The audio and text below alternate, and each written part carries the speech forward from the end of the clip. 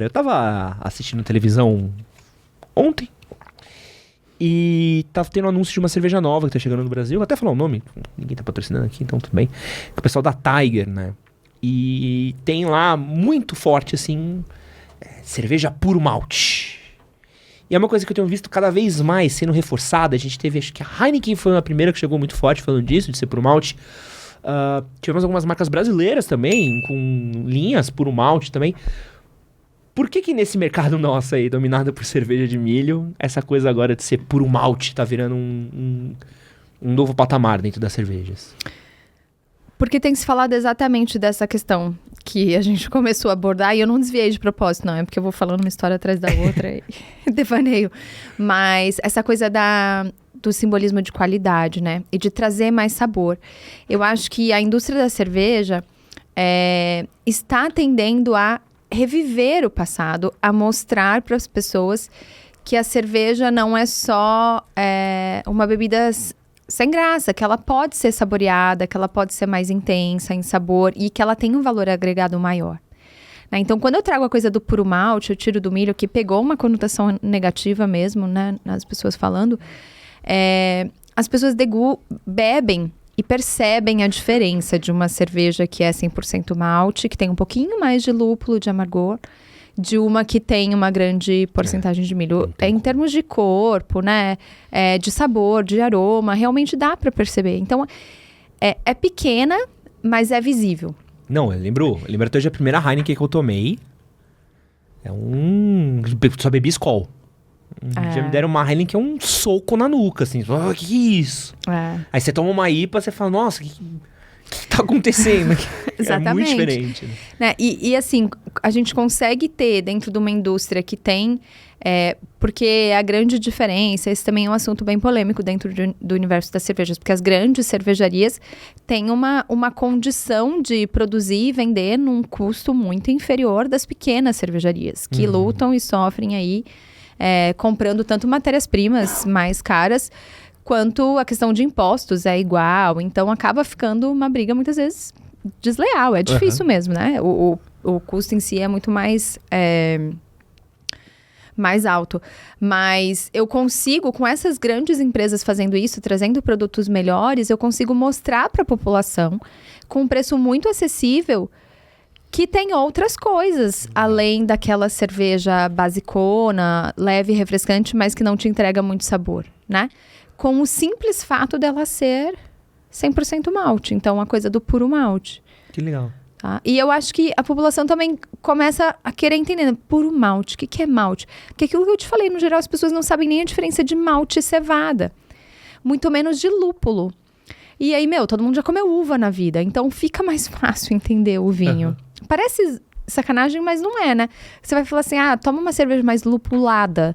Mas o cara não tem ideia do que é lúpulo. Eu não sei se você tem essa impressão, e aí é uma impressão minha, pode ser uma coisa um pouco elitista, pode ser uma coisa até burra, assim, mas acho que você talvez seja a melhor pessoa pra me explicar. Morei um tempo fora do Brasil, conheci um pessoal que morava fora, vivi um pouco fora, fiz algumas viagens. Eu tenho a impressão que fora daqui tem uma gama maior das pessoas, as pessoas têm um conhecimento maior sobre bebida, ou pelo menos tem um discernimento maior de opções diferentes, assim. Então eu lembro de sentar no restaurante e ver, aquela mesa, aquela pessoa tá tomando uma cerveja, ali a pessoa tá tomando um vinho branco, ali é um vinho tinto, ali é uma cidra, ali é um... E ver que a coisa era muito mais democratizada, mais geral, do que aqui, que normalmente quando eu sento num bar e vou ver, é uma cerveja padrão, e às vezes uma cachaçinha, uma caipirinha, uma coisinha aqui. Quando eu tô falando aqui do PF da esquina, mesma coisa. PF da esquina daqui, vamos pensar no PF da Europa, o PF dos Estados Unidos. Tem um PF. Mas eu sinto que às vezes a gente não criou muito essa cultura ainda aqui, dessa democratização de entender bebida, de ter essa gama. Não sei se é uma impressão minha. Não, eu acho que você tá 100% certo com os países que você citou, né? Com as regiões que você citou. Então, pensando na Europa, que é justamente o berço dessas bebidas, né? Nos diferentes países, tanto dos diferentes vinhos quanto das diferentes cervejas. a cultura é muito enraizada na população, né? Eu vejo assim, os países cervejeiros, na Bélgica, se a gente pegar lá em Bruxelas, a Grand Place, um prédio lá no meio da Grand Place. Então, tipo, o principal lugar de Bruxelas tem desde o século XVII um prédio que é da cerveja. Era da Associação de Cervejeiros e hoje é um museu. Então, tipo, você vê que aquilo é importante para a comunidade. A cerveja faz parte do dia a dia desde criança, né? Então, tem tanto esse aspecto cultural, que as pessoas crescem com isso, quanto eu acho que a questão econômica faz com que tudo seja mais acessível a todos. Ah, não, pô, vinho na Europa é bizarro. No supermercado você compra por 5 euros. É bizarro. Puta no vinho. Exatamente. É bizarro. Exatamente. Eu lembro quando eu morei em Londres, era assim, eu morava do lado de uma coisinha de vinho, meu, era muito barato. Você via a galera saindo e enfiando embaixo do braço, assim, e dane-se, cara passando todo dia, era sinistro, assim. Isso é muito diferente E daqui. aqui um vinho razoável, você vai pagar 80, 90, 100 Também uma reais. cerveja, né? Uma cerveja boa é, meu, 30 reais pra cima. E aí quem no Brasil tem poder aquisitivo para bancar isso no dia a dia, né? Para internalizar isso na cultura, no dia a dia da família e tal. Então, são realidades econômicas também diferentes. Aí, se a gente olhar outros países na mesma situação econômica que a nossa, Talvez seja acho mais... que fica mais parecido. Mas a Argentina é quebrada e os caras entendem de vinho, viu? Verdade. Te falar, mano, é quebrada, mas como os caras entendem de bebida na Argentina, viu? É verdade, lá você achou uma exceção. Por que a gente... Não, mentira, eu falei isso aqui, eu quero já encaixar em outra coisa. A gente falou um pouquinho de mercado nacional, beleza. Então, a gente tem toda essa situação econômica maravilhosa que a gente tá vivendo aqui no Brasil. E eu lembro de acompanhar bastante, assim, muito por causa de pessoas com que eu convivia, muito por causa de pautas que a gente abordava no canal antes, acompanhar o boom das microcervejarias no Brasil. Já entrevistei o Garrett Oliver. Nossa, que animal. Aqui? Não aqui, podcast? mas tem pro site. Tem uma entrevista com o Garrett Oliver, tem um livro autografado. Amo Garrett. É incrível. Então tem aqui o guia da cerveja dele e tal. Chegamos a acompanhar bastante, assim, no começo das microcervejarias. Só que como eu parei de beber, como eu parei de acompanhar, é uma coisa que eu meio que desliguei, porque nunca foi meu rolê. Então, eu queria entender de você hoje como é que tá a situação atual das microcervejarias no Brasil. Eu vi que teve uma parte de aquisição, eu vi que teve algumas quebraram, algumas acabaram sendo adquiridas. Como é que tá esse mercado hoje, assim? A gente tá... Como é que tá a curva a ascendente? curva? Tá pra cima ou tá pra baixo? Tá pra cima. Tá pra cima mesmo? Tá pra cima, bem pra cima. Deu uma desacelerada durante a pandemia, Tá. obviamente, né? Que em 2019 a gente teve um crescimento, assim, de cervejarias, acho que foi de 48%. De Uau. 2008 para 2019, foi bem intenso. Mas até recentemente saiu um relatório anual do Ministério da Agricultura, que é quem regulamenta, né, as cervejarias no Brasil, que em 2021 eles computaram 1.550 cervejarias no Brasil. Então, e foi um crescimento de aproximadamente 12% de 2020 para 2021. Então, mesmo num cenário pandêmico, tem um crescimento considerável. Tá. E é diferente do cenário das cervejas mainstream, que a gente chama, né? As de grande volume. As artesanais estão mostrando esse crescimento. E mesmo com todas as dificuldades que a gente tem, né? Então, é um cenário ainda positivo, tá? A gente tem aí, se for colocar, dá mais ou menos no Brasil, hoje a gente tem a cada semana umas 3 cervejarias novas. Caramba! E dessas 1.550, vamos dizer que umas 100 são de tamanho maior e 1.450 são artesanais.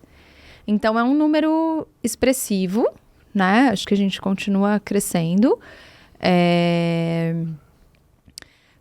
E somos o 3º maior produtor de cervejas do mundo. Aí não só de artesanais, mas né, em termos de volume global. Então, eu acho que o cenário, ele é promissor. Deu essa diminuição no crescimento por motivos óbvios, né? Porque tá tudo mais devagar. E na pandemia, no geral, gastronomia, cervejas sofreu muito. As cervejarias se viraram aí para fazer delivery e tal, porque as cervejarias artesanais, o principal consumo é no ponto de venda, é no bar, no restaurante, né? Não, era um trampo, E né? tava tudo fechado. Eu lembro que tem uma cervejaria aqui em cima, na rua de cima, pequenininha, artesanalzinha assim.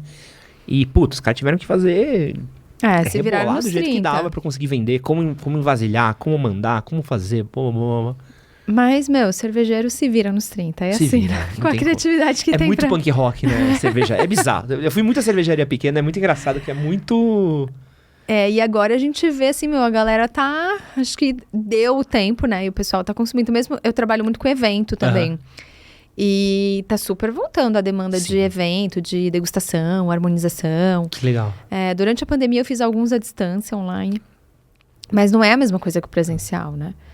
E agora tá voltando. Então, acho que aos poucos vai reaquecendo e Quem que é voltando. o público da cerveja hoje? O jovem, ele tá consumindo mais? Porque o jovem que eu vejo só bebe corote. Que mais que bebe, Gabriel?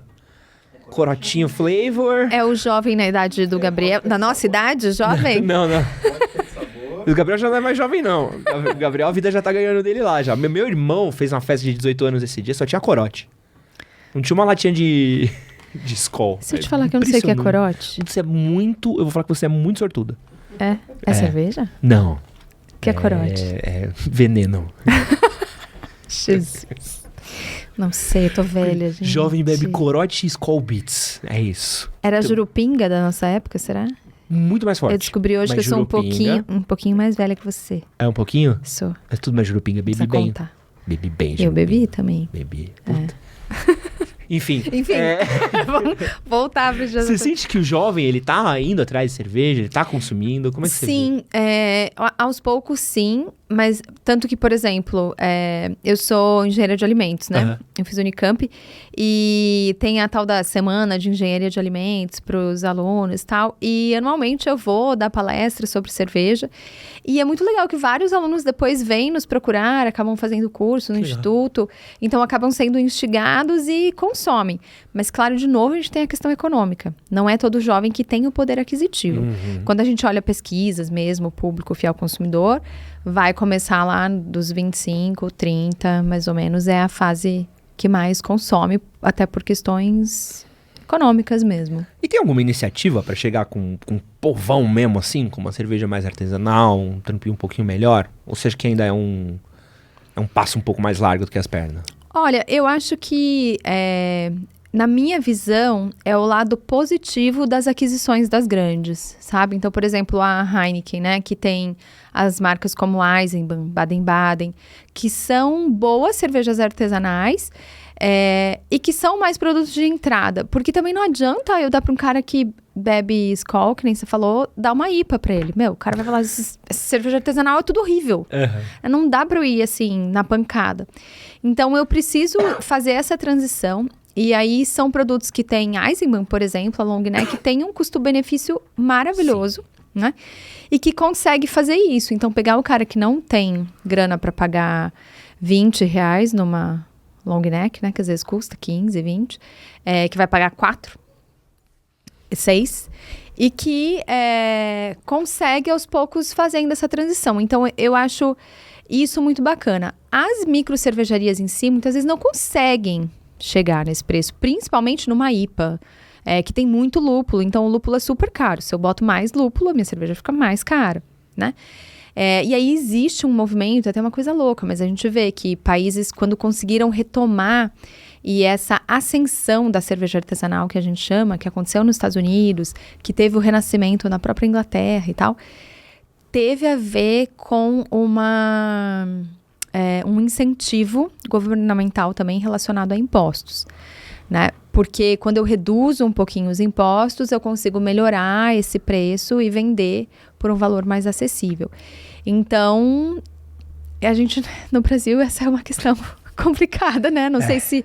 Mas como a gente sempre tem esperança, quem sabe? Eu acho que pra gente conseguir dar um boom mesmo, é muito provável que a gente precise dessa ajuda aí. Mas só fazer cerveja com suplemento. Não teve aí o corte de imposto do suplemento? Chama o Cariani. Você faz uma cerveja de whey e tá resolvido. Nossa. Milho com whey, pronto. Delícia. Juntei a proteína com Jesus amado.